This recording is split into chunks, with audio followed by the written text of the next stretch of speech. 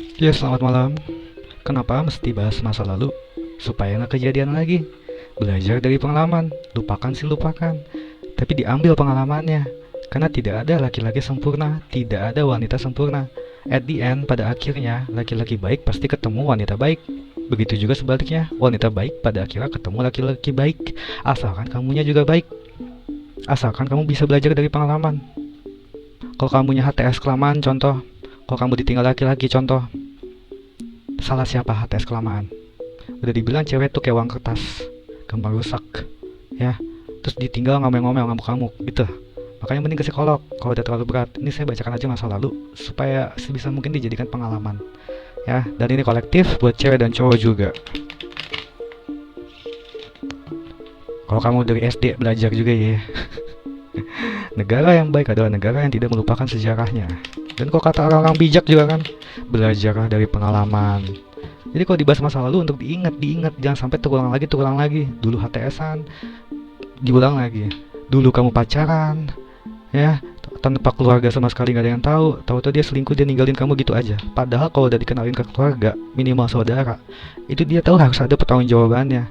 Jadi dia takut pasti mau ninggalin, jadi dia berpikir dua kali. Cinta mah cinta, tapi juga harus ada pertanggungjawaban. Kalau dari awal aja sudah tidak mau dikenalkan, apa bedanya kamu pacaran dengan di kamar, ya, dengan open booking?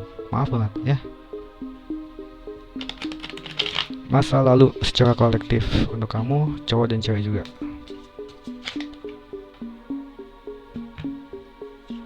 9 pedang, ada rasa overthinking, kecemasan, kecewa mendalam. Kenapa ditinggal? Sian deh.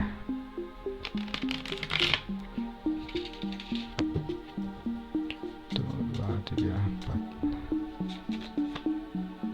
4. Ditinggal dari seseorang yang pernah menyayangi kamu, pernah menyatakan hasrat. 9 piala, harapan impian tercapai, menyatakan hasrat. Ada rasa kecewa mendalam yang membuat kamu sampai dengan saat ini overthinking, cemas, marah, kesel, karena sempat kamu mengalami ada yang menyatakan kasih sayang cintanya, tapi malah bikin kamu cemas. Bukan cemas, overthinking, paranoid, insomnia. Bener-bener 9 pedang itu sesuatu hal yang kurang baik. Ya sebaiknya jangan dilakukan lagi. Ya lupakan, tapi belajar dari pengalaman.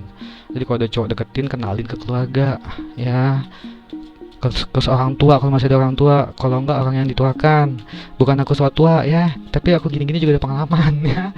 Kalau cewek pacaran sama cowok ya, nggak ada yang tahu, keluarga nggak ada yang tahu, saudara nggak ada yang tahu, tahu tinggal hilang begitu aja.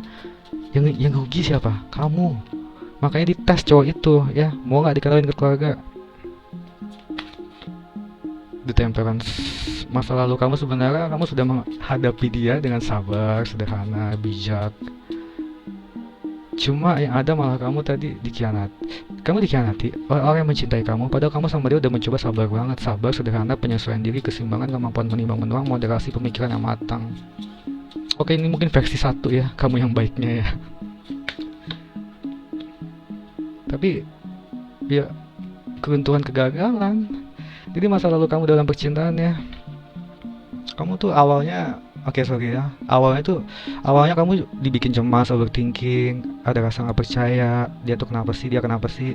Tapi dia selalu bilang nggak masalah kok, nggak ada apa-apa, aku baik-baik aja, aku sayang sama kamu. Dia terus menyatakan cintanya, dan kamu menanti dia dengan sabar, sederhana. Sederhana tuh dalam artian nggak minta macam-macam ya, menuruti kata-kata dia, bisa menyesuaikan diri dengan dia. Ini katanya kamu versi kamu yang baik ya, bukan versi kamu yang jelek. Kalau kamu yang jelek pergi sana ya. Tapi tetap aja ya, kesabaran kamu malah tetap dibuat runtuh dan gagal sama dia. Oke, itu masa lalu. Ingat cara mengatasi kedepannya. Ya kamu kalau pacaran, kenalkan dengan keluarga dan saudara. Kalau ada sudah yang bilang bukan pacaran lagi ya, apa namanya tuh yang bukan dijodohkan, apa dah yang dalam Islam tuh katanya ta'aruf ya. Oh sorry, ta'aruf. Udah dikenalin ke keluarga, tahu-tahu dia pergi begitu saja karena memang orang tuanya menjodohkan dia ke yang lain. Ya tandanya keluarganya kamu bertemu dengan keluarga yang salah, say. Jadikan pengalaman juga ya. Kalau dari awal dikenalin, itu dipastikan dulu ya sebelum terlalu deket itu orang tua mereka seperti apa. Karena ada juga yang komen kayak gitu, ta'aruf. Ta'aruf itu kan harusnya baik ya, tapi kenapa keluarganya kok tahu-tahu langsung memutuskan begitu saja supaya tuh cowok pergi dengan yang lain. Tandanya memang dari awal keluarganya tidak tidak serius. Kok jadi bahas taruh sih, nggak penting.